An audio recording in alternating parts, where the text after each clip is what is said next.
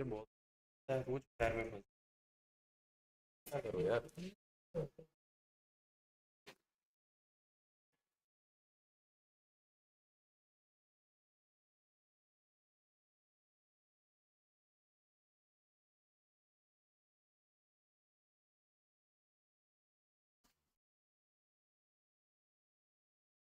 Okay, so hello everybody, good morning and welcome to the EduphoreIAS, the live Hindu analysis.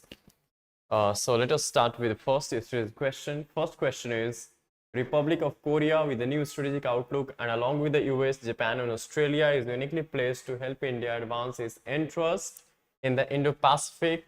You need to comment for a 10-marker question in 150 words. So yesterday we discussed an article, the second article of this on the editorial page of the Hindu itself, titled "Finding Seoul in the Indo-Pacific." There we discussed that how this Republic of Korea, that is ROK, can help India in both domestically as well as in the Indo-Pacific as well. Fine. In the background, we discussed also about the Camp David summit, which took place in the US state of Maryland. And Camp David is basically a military air base of the US. Fine. Between the three countries, that is Japan, South Korea, and indeed US. So therefore, considering all these countries, since US and Japan are already members of Quad, and South Korea too wants to be a member of Quad now. So next year we can see an expanded Quad where we can talk about the Quad Plus, in which South Korea might join this Quad as well. Considering all these things, we are also celebrating the 50th year of India and Korea relations, bilateral relations. So therefore, somewhat again following the same structure, that is intro, body, and conclusion. So it's a for 10-marker question. Maximum 3 lines of intro should be there. So therefore, how you can introduce this? Okay. So you can introduce this, that as India and ROK, that is Republic of Korea or South Korea, commemorate the 50th year of their diplomatic relations, the Camp David summit and a refreshingly new strategic thinking in Seoul offer a unique opportunity for New Delhi to reimagine its relations with the South Korea, especially in the Indo-Pacific. Fine. So this is how in the 2 to 3 lines we can introduce our topic. In these 2 lines and 3 lines we have given everything, related to the current, the context of this topic aspect, as well as our 50th year of the relations, right, alongside the Indo-Pacific as well. Now in the body part, you need to first of all mention the significance of this Camp David summit.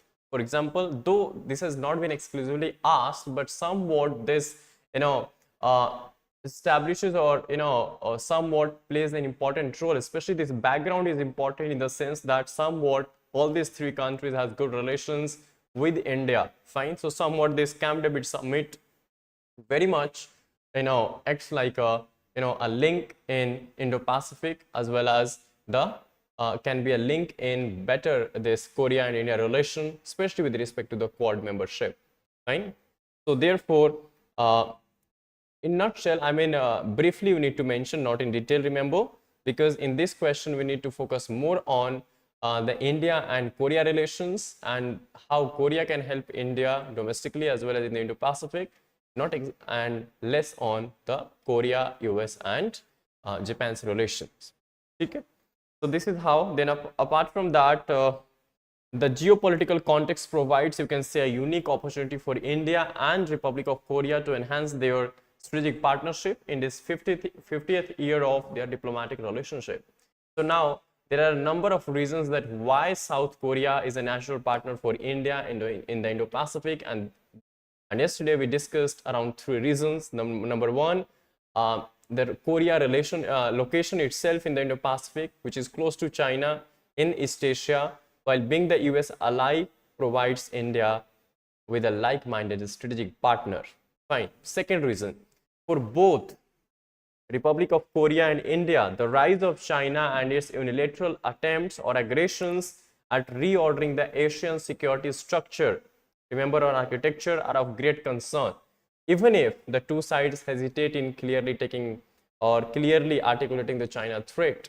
Fine. So again, this is a common ground where both can cooperate and coordinate the same. Third reason is for India, Seoul can be an important, regional partner at a time when India is closer to the US than ever before, and alongside that, there is a concern, India is concerned about the Chinese intentions on power like never before, fine, in the history. So therefore, both these aspects can be taken care of by being closer to the South Korea and US. Okay. After that, how come Korea can help us domestically apart from this Indo-Pacific? So of course, defense nuclear reactors can be the focus area of cooperation. Fine. Yesterday we discussed how defense, there are like T9 Bajra tanks and all, where even howitzer missile system, where South Korean company is actually providing the let us say technology and all. So that's kind of this relation which can further be fostered. Then apart from that, another area of collaboration could be the Korean built civil nuclear reactors, which can be which India can with the help of Korea, but provided Korea agreed to, or Korean companies agrees to our liability clause that we discussed yesterday in our civil nuclear deal with any country.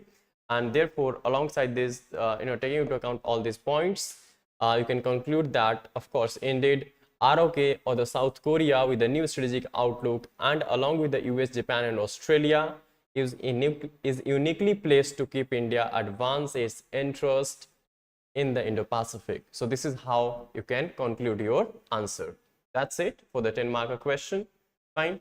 Let us look to the second question. So second is false urgency and basket sneaking terms so recently in news are related to which among the following? So either they are the malwares, dark clouds, cloud computing, or the dark patterns. We discussed this today in detail. These are the different types of dark patterns only. Fine. So second question ka jo answer hai, that is D. Fine. So that's it about the today's questions. We'll have a look at today's question, but first of all, let us start with the today's newspaper itself. Here comes your first page, front page of the 9th of September, 9/9/2023 of the Hindu.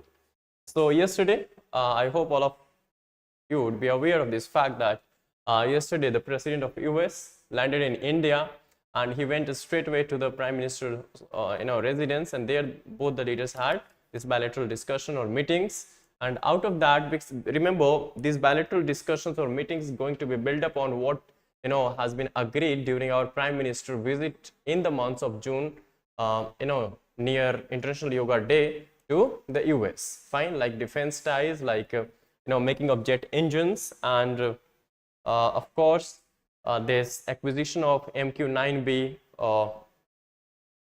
this Sea Guardians drone system from US. Fine. So all of these things are on the agenda between the president of US and of course Indian Prime Minister. Fine. So you see, in short, so both the leaders have welcomed the progress in defense ties. Joint statement highlights deals on jet engines, which will be this manufactured in India only. And apart from that, armed drones, that is MQ-9B, and WTO dispute settlement. So Prime Minister says India and US friendship will continue to play a greater role in furthering global good. एक बात है, over the time we have seen, of course, जैसे कि कल happy Jacob जी की जो हमने article discuss किया था, तो there he mentioned that India and US are closer than they were never before. Fine. So of course, in the history, probably we are this much closer with the US. Fine. So this is it about, of course, all of these things we have already discussed in our Prime Minister visit to US itself, because the issues are almost same. Okay. So the District Court of Varanasi has granted 4 more weeks, you can say around a month, to the Archaeological Survey of India to complete survey of Gyanvapi Mosque. The issue has already been discussed. We have discussed many times. Okay, city. So from Delhi, those from Delhi do have a glance at it at least. Civic agency join hands to roll out red carpet for G20 delegates, of course, Delhi all decked up. So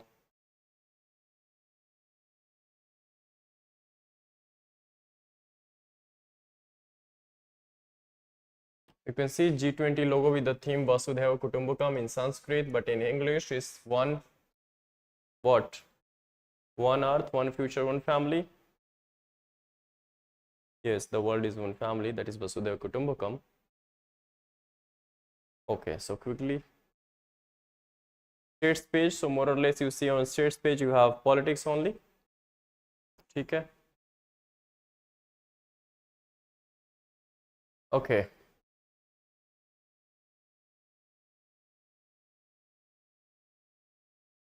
Rajasthan governor's assent sought for social security bills. Okay, that is a normal process actually. Rajasthan minimum guarantee income bill 2023, which was passed on July 21.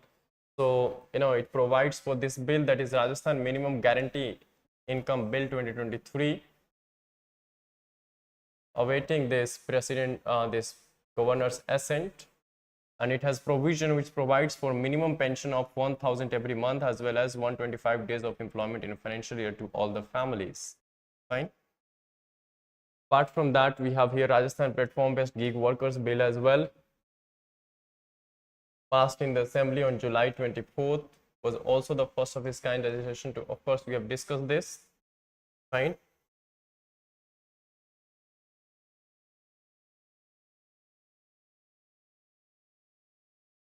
Okay.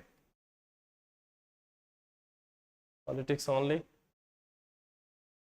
Then another page from the states. So again, you have politics here only, but I just have a look at it because at times you find some important things over this page as well. So finally landed on the editorial page, and editorial page अगर आप देखोगे आज पे, so of course there is one article, the lead article is related to the this amendment to the IPC and all. So we have discussed many of the times. So again, I'm not going again to discuss this because the things are more or less the same here. And overhaul the criminal law bills and the big picture, the three bills that we already have discussed, that is IPC, CRPC and the Evidence Act. Now these three bills going to be amended with the Hindi names, like first is your IPC is Bharatiya Nagarik Suraksha, this Bharatiya Nyaya Sanhita Bill, Bharatiya Nyaya Sanhita Bill 2023. Next is CRPC का जो new name है, that is Bharatiya Nagarik Suraksha Sanhita 2023, and Bharatiya Saksh Bill 2023, that is Indian Evidence Act. Fine. They are replacing, already mentioned here, Indian Penal Code 1860, the Code of Criminal Procedure CRPC 1973, and the Indian Evidence Act of 1872. Fine. So these three new bills going to replace the three older ones. Fine. Of the Britisher eras, you can say CRPC, of course, was 1973 post independence, but all of these three are the older ones, two especially. Fine. IPC and Evidence Act. So we have already discussed the pros and cons, and especially this bill is currently lying with the Standing Committee on Home Affairs, Parliamentary Standing Committee on Home Affairs. Fine. So this committee is currently looking after the provisions of this bill, and ultimately whatever suggestions or recommendations would be there would come after this deliberation or discussion of the Standing Committee on Home Affairs.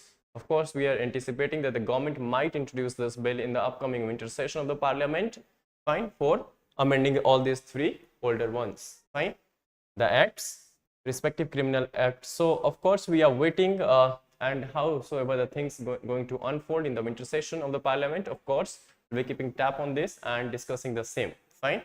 So for the time being, our focus of course would be on keeping tab on this only, since we have already discussed. Now the smaller one article that is related to the Eastern Hedge, and that is related to somewhat the Prime Minister's attendance at the Indian ASEAN this summit.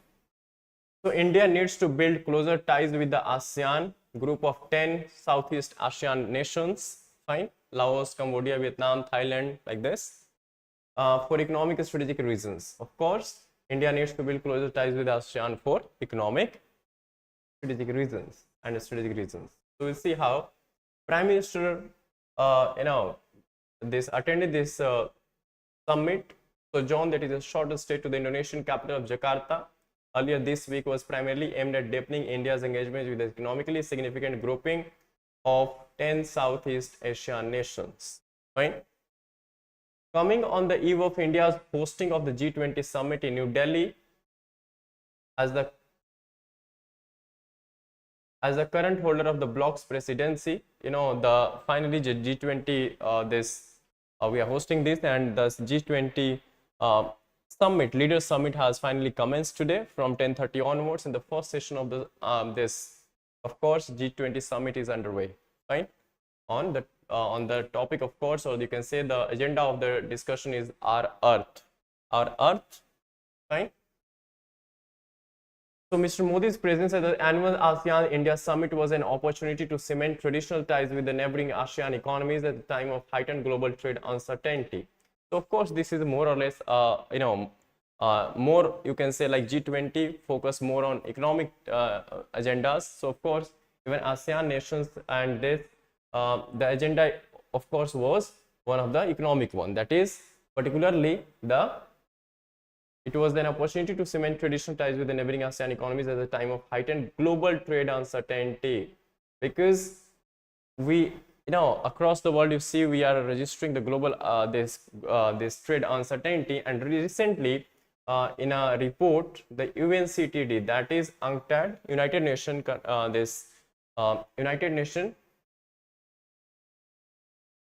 Convention on Trade and Development. So UNCTD, that is UNCTAD, noted in its June 21 Global Trade Dispute Update, the outlook for global trade in the second half of the 2023 is pessimistic, as there are many factors which are negatively impacting this.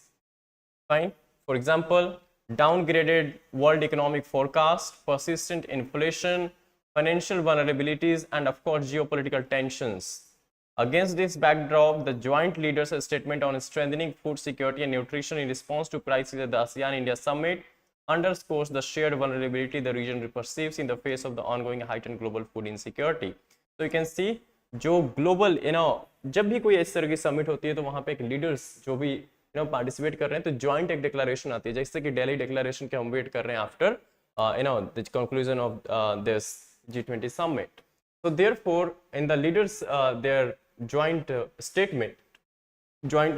statement, the title of this statement was strengthening food security and nutrition in response to crisis. So of course the focus is on food security, because you see, in the recent times, this food insecurity has been exacerbated by the war in Ukraine, of course. And yesterday we discussed about the Black Sea Grain Initiative. Of course, Black Sea Grain Initiative, that is one of the, under which the Ukraine especially ships wheat and palm oil and of course fuel, fertilizers and food to the world. So therefore, this is how this Ukraine conflict is currently somewhat, adding to this food insecurity globally. Climate change and national policy responses to inflationary pressures. So all of these factors are responsible.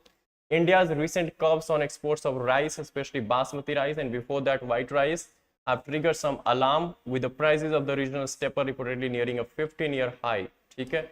So India ने ये भी कब लगा दिया है on the exports of basmati, and even before that has already barred this exports of white rice from India. So of course somewhat this is going to increase the international prices of especially the rice and all foods. The onset of an El Nino, again this is another factor which is going to impact the food, and of course in food security, which is historically associated with disruptive weather events, queers the ground further, and ASEAN leaders are justifiably wary. ठीक है, leaders चिंतित है, बिल्कुल ठीक बात है, worrying करने वाली बात भी है. Somewhat all these factors showing the road ahead is of course pessimistic one, fine, especially in the second half of the 2023 this year's. Okay, so what our Prime Minister said there. So our Prime Minister laying a stress on the need for a rule-based post-COVID-19 world order and a free and open Indo-Pacific, clearly directed at members among the ASEAN bloc who are increasingly disputed by China's recent muscle flexing and claims over the South China Sea. तो भी हम काफी बार discuss कर चुके हैं, because ASEAN के आपके members भी हैं, like Philippines, I said, of course, not at all happy with the China's aggression over South China Sea, then Indonesia to a certain extent, as well as Malaysia. So of course these are all the countries somewhat of course not happy with the China's recent stance over South China Sea. So the Prime Minister's not so veiled message to the ASEAN members is that India is a more reliable long-term strategic and economic partner which has no territorial ambitions that could discomfort them. Okay, so आप ये सोच भी सकते हो कि prime minister हमारे थोड़े time के लिए शॉर्ट एक विजिट थी इनकी, गए ही क्यों, अगर क्या इंपॉर्टेंस थी इसकी, तो इंपॉर्टेंस यही है कि कंसिडरिंग द बैकग्राउंड, जैसे साउथ चाइना सी में चाइना डोमिनेट कर रहा है इन कंट्रीज के ऊपर, सो ऑफ कोर्स इस वजह से कहीं ना कहीं this was the right opportunity as well as the right stage, or you can say the time to lend our credence or establish India as one of the the leader of the global south. Alongside that, to show that we are more reliable long-term strategic and economic partner than the China. Okay. So India also sought to position itself as a voice to amplify the concerns of the global south, stressing that it will be mutually beneficial for all. बिल्कुल ठीक बात है. For India, grappling as it is with an underwhelming free trade agreement with the 10-nation grouping, ASEAN, trade ties with the East Asian economies have grown in volume but asymmetrically. हाँ, तो अगर आप थोड़े दिन पहले ही देखोगे तो जो हमारे इकोनॉमिक मिनिस्टर्स, ट्रेड मिनिस्टर्स जो इंडिया के एंड आसियान के, उनकी भी मीटिंग हुई थी, तो उसमें ये डिसाइड हुआ था कि we are going to somewhat review our trade relations, and of course we are in the process to this conclude free trade agreement with the ASEAN 10-member bloc countries by 2025. Fine, because currently this trade relations with ASEAN is somewhat not in our favor, because we are, you can say, importing more and exporting less. Fine, so that's why we have major, you can say, a huge trade deficit with the ASEAN bloc at present. So therefore we want to conclude free trade agreement with the ASEAN nations so that we can export more of our goods.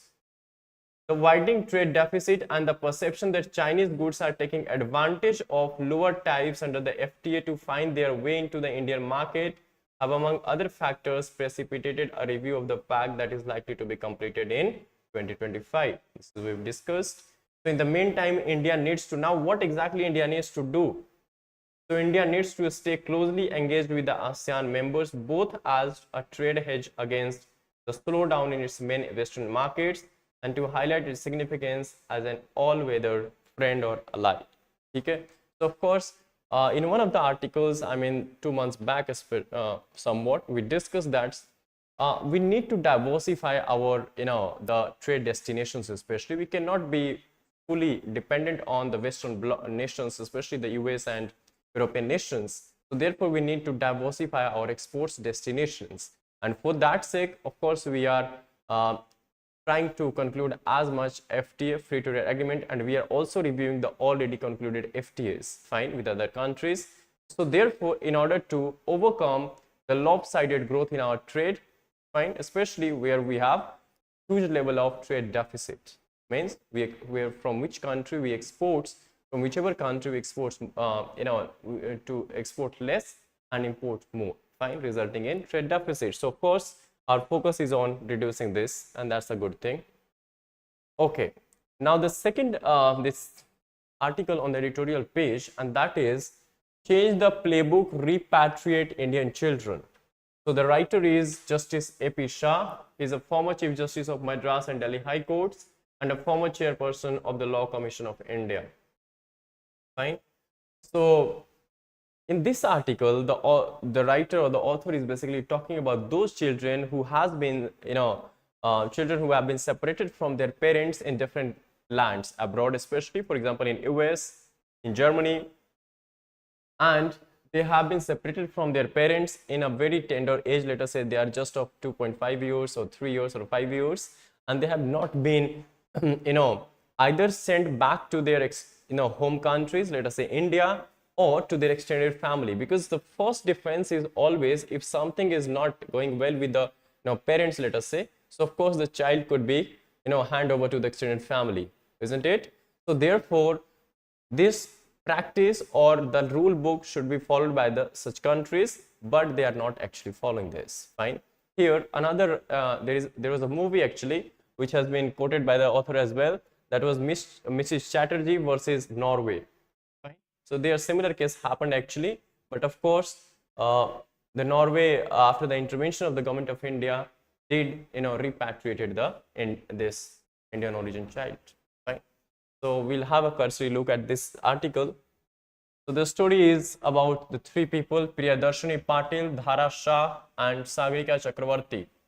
are among several expatriate Indian mothers. Expatriate, you understand, expatriate, those who are residing in another country, though they were born in India, mothers who were separated from their children by their host states in a gross violation of human rights that affect the well-being of the mothers, their children, and their families. You see, the young children were separated from their mothers. Fine, in the host countries, I mean, in whichever country they are. Fine. After her children were confiscated by Australian child services authorities and the families pleased to have the children repatriated to India fell on a deaf ears, a distraught Patil, Priyadarshini Patil, the mother of a child, a mother of two working in the IT industry, was driven to despair and she ended her life. See the fallout of this whole thing. So of course, is somewhat is a gross violation of human rights, fine, which Western nation must look after this. Into this case, of course, otherwise you see they give lecture through India on the human rights, not bothering or caring about what's happening at their domestic front. So somewhat, according to the another case happened in Germany. Mrs. Shah, along with her software engineer husband, have been separated from their baby girl, now 2.5 years old, who was sent to permanent foster care by Germany's Child Welfare Agency in 2021 after the parents were accused of having injured the child. So despite the evidence to the contrary, supported by expert medical reports, but evidence जो है वो इसके उल्टे है. Authorities Germany की ये कहती हैं कि somewhat the child was injured by the parents itself, but the evidence जो medical report said that was against this or contrary to this. Fine. Neither the parents nor the doctors accusing them of injury were cross-examined. The police investigation was also closed without charges over a year ago, and the court's own appointed psychological experts recommended that the child be placed under supervision at a parent and child center instead of handing over the child to their parents.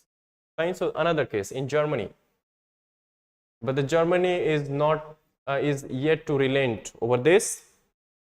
Fine. So child has not been repatriated to India or to their parents yet.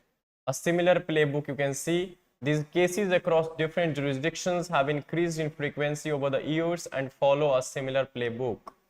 A young family moves to work in a high-income country. Of course, that's what the aspiration of the Indian people, especially those moving to the, let us say, the better, the other countries especially. So, of course, their objective is to have, high income, better work opportunities and all. The parents are accused of abusing their children either by the school where the child is struggling to adjust to foreign ways or a hospital when they take their injured or sick child for treatment. So see, these are the two places, especially the schools and the hospitals, where the parents themselves are accused of actually, somewhat abusing their children. So they are subjected to a trial that is very one-sided with assessments by social workers who are culturally prejudiced. Of course, parental custody is terminated then. The child and its siblings are then placed in foster care for the entirety of their childhood. Contact with the parents is either completely barred or limited to 1 hour every few weeks in a dingy contact center. You see how they are treating, the parents and the children. So very soon the child is completely alienated from his parents. Of course, अगर एक हफ्ते में 1 घंटे मिलने दिया जा रहा है या नहीं भी दिया जा रहा है, especially in the tender age, in the very childhood. So of course, somewhat the child is completely, alienated from their parents. Of course, his parents. Typically, these children are placed with local foster carers without ethnic or cultural links with the child's origins. So consequently, hota kya hai, these children lose their identity and are unable to develop any bonds with their country of origin, okay, or their country of, or their extended families. Fine. So they emerge from foster care doubly alienated. So those sides se ho doubly alienated किस sense में है? First, they are not the citizens of the country of residence, fine, and also have no substantial ties with their country of origin. ठीक है, क्योंकि बचपन से एलिनेट कर दिया गया तो they are unaware of their country of origin, let us say, or have no special, somewhat you can say this association and all. Plus country of residence, maybe they are not citizens because they were minors when they were actually separated from their parents. So who are the parents actually now? So with some exceptions, the family, including the children, are Indian citizens. Of course, they are the Indian citizens. In ordinary circumstances, when removed from parental custody, the children are entitled to care from extended family. This is the ordinary circumstance जहाँ पे इस तरह का होता है कि of course अगर parents से बच्चे को अलग कर दिया गया तो of course extended family जो है नानी दादी and all, so of course they would be taking care of the children itself. But since there are none in the country of residence, of course अब यूएस में रह रहे तो family गई होगी, साथ में और लोग नहीं गए होंगे, most of the time ऐसा ही होता है. So in that case, these children do not have that option. This is precisely where the playbook needs to change. The rule of game actually needs to change. A return is more humane. So of course, अगर उनको इसीलिए writer ने यहाँ पे use किया है word repatriate कि वापस उनको वहाँ भेज दो जहाँ पे कंट्री ऑफ ओरिजिन है उनकी, ठीक है. So therefore, a return is more humane. A return to safe placement in the home country is inarguably a more humane and compassionate solution for the children instead of leaving them in the custody of foreign state. बिल्कुल ठीक बात है कि foreign state की custody में रखने की बजाय उनको country of origin, suppose Indian है तो इंडिया में भेज दो, and extended family would be there to take care of that. Sagrika Chakraborty, who inspired the characterization in the film Mrs. Chatterjee versus Norway, a case of Bengali family whose children were taken away in Norway and repatriated after a strong intervention by India, managed to raise her children well since their return.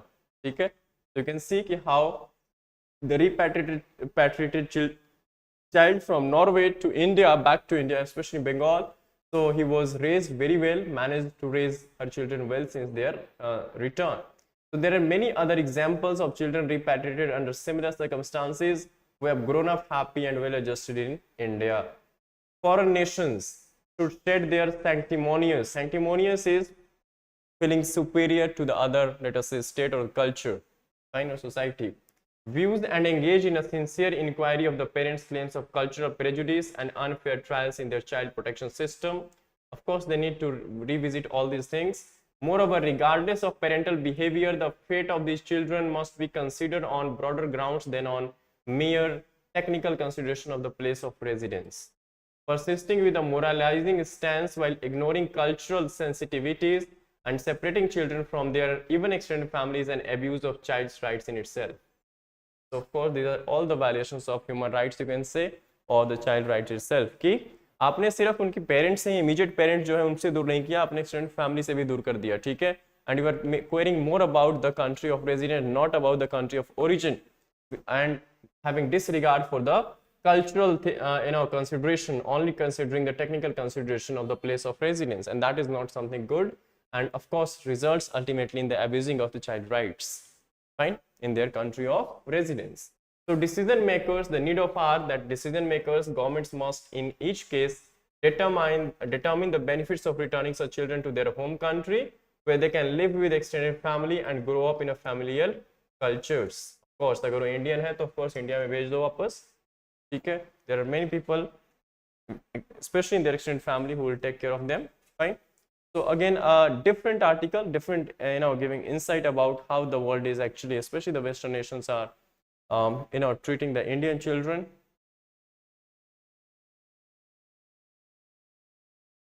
Fine.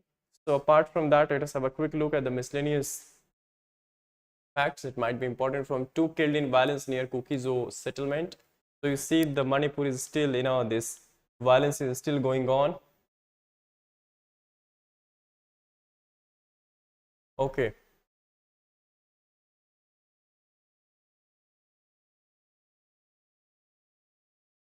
Criminal trials ideally need dynamic judges, says top courts. Top court actually said by the Supreme Court. Yes, we are living in a dynamic world. We need dynamism in everything, in every set of governance and all, be it legislature, bureaucracy, executive or judiciary. So Chinese premier finally landed in US in place of the president of this China, fine. And here we have New Delhi declaration almost ready, says India's G20 Sherpa. Sherpa की कल भी मैंने बताया था कि Sherpa is basically the representative of the head of a state or government, let us say. तो यहाँ पे हमारे जो प्राइम मिनिस्टर के representative है, who is representing prime minister on behalf of course the prime minister itself or country, fine. The person is Amitabh Kant, ठीक है. former CEO of Niti Aayog. So he said that somewhat New Delhi declaration after this, as I said, every summit has this declaration, like, fine, at the end of the summit, all the countries actually agree on a certain common grounds or disagree. So all these things has been separately mentioned in this declaration or the documents, and therefore we call it the G20 declaration, you can say, or New Delhi declaration, since this is being posted or underway in New Delhi itself, Pragati Maidan, Bharat Mandapam. So many of course, the G20 leaders have landed in India, except the president of China and president of Russia, but the representatives are there in India. Ukraine war unlikely to end in immediate future, said by United Nations General, this Secretary General Antonio Guterres. Yes, this is what, and of course, yesterday we talked about the African Union, 55 nation, this bloc of African continent, of course, going to take part. Another organization apart from the European Union, which is going to be, taking part in this year's G20 summit, which is being, underway. Okay. So remember, there are 2 organizations apart from 19 countries. So total, you can say whether it would be called G21 from the next year, or it remains G20. We'll see to it. Fine. It will be mentioned, of course, in declaration itself. Okay. Apart from this, what else important from the exam point of view? Only politics here. Okay. The Philippines condemns illegal action by Chinese boats in South China Sea. This is how China is showing its aggression in, of course, South China Sea. And 8 candidates vie for top office Maldives, fragmented elections. So Maldives में, of course, presidential elections start हो चुकी है, and of course we'll wait that who is going to become the president. And the current one is of course Ibrahim Soli. During his tenure, of course, the India's and Maldives relations improved.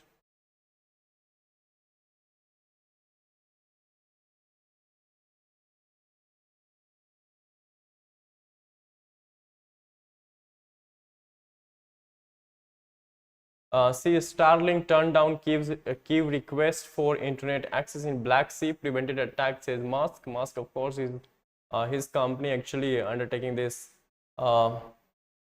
Starlink project, in which he is providing actually internet facilities or access through the satellite system. So this satellite internet service, of course, is Starlink, operated by Musk-owned company SpaceX itself. Okay. So he is saying somewhat we have turned down the request of the Ukraine, and this turning down of the request for internet access in the Black Sea has somewhat prevented attack, of course, Russian attack and all. So India's G20 lead effective even if Russia absent, said by, of course, Janet Yellen, the secretary, US Treasury Secretary, like our Honorable Finance Minister of India. Fine. Apart from this, RBI decides to discontinue incremental this cash reserve ratio in a phased manner now. So what exactly is ICRR? Remember, there is one thing called, we call it CRR, cash reserve ratio, which actually cash reserve ratio means cash की कुछ fraction जो भी net demand and time liabilities जो होती हैं, banks की जितनी भी लिक्विडिटी आती है, डिपॉजिट होती है, तो उसका कुछ fraction certain percentage, let us say 4.5% or 4%, that needs to be deposited in cash form. That's why the name is cash with the RBI. Fine. So what happened during this, when RBI actually announced, this return of 2000 notes to the banking system, 2000 notes now no more in circulation and all, and that needs to be deposited by 30th September, of course. So somewhat this deposition of 2000 notes resulted in the excess liquidity in the system, banking system, and therefore RBI in a measure announced this ICRR, that is incremental capital cash reserve ratio, in order to take over this incremental increase or increment in the liquidity in the system. ठीक है, एकदम से जो 2000 के notes वापस आ रहे हैं banking system को, बैंक्स के पास, उसकी वजह से क्या होगा कि लिक्विडिटी मार्केट में बढ़ जाएगी, सो लिक्विडिटी को कम करने के लिए पूरी मींस उतने प्रोपोर्शन से ना बढ़े, देयरफॉर क्या किया था ये आरबीआई ने अक्टूबर 7 को 25% of the RBI said somewhat that this ICRR would be imposed on the RBI had announced last month that scheduled banks must maintain an ICRR, that is incremental capital reserve ratio of cash reserve ratio of 10% on the increase in their time net demand and time liabilities between May 19 and July 28. Okay, in order to overcome this excess liquidity problem because of deposit this return of 2000 notes to the banking system. ठीक है, सो अब इसको phase out किया जाएगा क्योंकि अब system जो है सिचुएशन जो है कहीं ना कहीं नॉर्मलाइज हो रही है, बट इसको फेज मैनर में किया जाएगा. For example while 25% of the ICRR maintained would be released on September 9 means जो 25% है वो मार्केट में रिलीज कर दिया जाएगा. ठीक है, इकोनॉमी में. सो ऑफ कोर्स लिक्विडिटी बढ़ती हुई हमें थोड़ी नजर आएगी, but this should be done in a phased manner, and another 25% would be released on September 23. ठीक है, and balance would be returned on October 7. So 3 phases में ये जो भी 10% की CRR additional banks पे impose किया था mandatorily by the RBI because of this return of 2000 notes. Now this is going to be taken back. ठीक है, so now system going to be now rupee snaps 4-day losing streak, gains 21 paise against USD dollar. तो आप देख सकते हो कि रूपी जो है Indian rupee that is on a devaluation, of course depreciating against the US dollars, and you see that highest the Indian currency had hit its lifetime low of 83.23 against the US dollar on Thursday, but yesterday it gained to 83.02 against the US dollar, means 21 पैसे की जो है वो gain देखने को मिली है हमें. ठीक है, तो highest lifetime low of 83.23 per rupee against a dollar. This is what been registered on Thursday. Apart from this, you see India's forex reserves jumped by $4.03 billion to 598.89 billion. Fine. And सबसे ज़्यादा of course इस पूरी composition अगर आप देखोगे foreign exchange reserve की, उसमें सबसे ज़्यादा जो शेयर है that is of foreign currency assets. ठीक है, rose by of course $3.4 billion to, so out of 598.89 means somewhat $599 billion of forex reserve. You see your 530 round off कर लें तो $531 billion is out of $599 billion foreign currency assets. ठीक है, means foreign currency like let us say US dollar, pound and all. Second is gold reserves. ठीक है, gold reserve इसमें कितनी है, around $45 billion. After that we have SDR, special drawing rights. Fine, next in this sequence is of course somewhat $18 billion, and ultimately India's reserve position with the IMF is somewhat around $5 billion. So this is the highest to lowest position of the composition of, you can say, these different elements under foreign exchange reserves. So these are the different constituents of your foreign exchange reserves in this order. Apart from this, we have a sports page finally. So since the Hindu is normally on a weekend mood on weekends, so of course especially Saturday, not Sunday as such. So of course that's it from my side as far as today's discussion is concerned. But before that, before we stop here, let us quickly have a look at the today's question from the discussion itself. Let us see quickly questions. So here we have two MCQs questions, of course, for prelims. First is India's forex reserves jumped for the week ended September 1. Gold reserves constitute the highest share in the overall forex reserves, and you need to choose the correct option out of the 4 options. Fine, easier one. Next is consider the following statements. The 18th ASEAN India Summit was held in Jakarta, Indonesia, and the theme was for this, of course, summit, ASEAN Matters Epicentrum of Growth. Again, you need to pick the correct option out of the given 4 options. Fine. So try to solve them. Easier ones, you can easily solve them. Okay, so that's it. If you have any query, you can put the same in the comment section. Until then, take care, keep revising, and stay tuned for the Monday Hindu analysis. Thank you.